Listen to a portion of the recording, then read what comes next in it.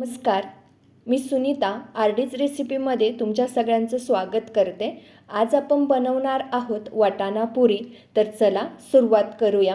त्यासाठी आपण वाटाणा घेणार आहोत, गव्हाचं पीठ, आलं लसूण आणि मिरचीची पेस्ट आणि कोथिंबीर।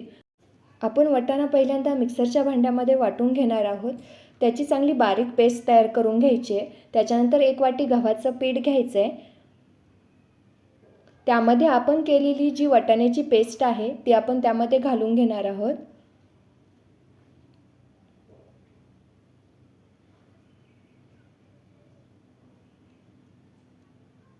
त्यानंतर आपण जी आलं लसूण आणि हिरवी मिरचीची पेस्ट केली होती ती त्यामध्ये मिक्स करणार आहोत। घरी केलेला गरम मसाला, काळा मसाला, हळद पावडर,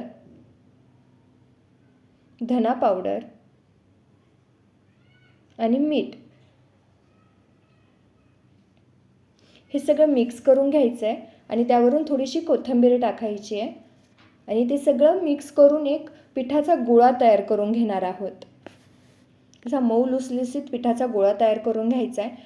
झाल्यानंतर त्यामध्ये आपण थोडंसं तेल टाकणार आहोत। तो परत एकदा चांगला मळून घेणार आहोत। तुम्ही बघू शकता मी कशा प्रकारे करते आहे। ते झाल्यानंतर आपण 15 मिनिटांसाठी तो थोड्या वेळ झाकून ठेवणार आहोत। आपले 15 मिनिटं झालेले आहेत। तुम्ही बघू शकता पिठाचा गोळा किती छान मऊ झालेला आहे। त्यामधून आपण एक छोटा गोळा काढून गोल करून घेणार आहोत आणि त्याची पुरी लाटून घेणार आहोत। तुम्ही तेल लावूनही ती लाटू शकता किंवा पीठ लावूनही ती लाटू शकता।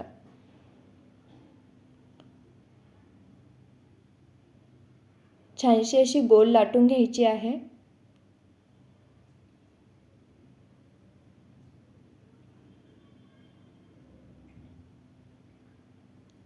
अशाच प्रकारे आपण सगळ्या पुऱ्या लाटून घेणार आहोत। त्यानंतर गॅसवरती गरम होण्यासाठी तेल ठेवलंय। ते गरम झालेलं आहे। आपण त्यात एक एक करून आपण ज्या पुऱ्या केलेल्या आहेत त्या त्यामध्ये सोडणार आहोत।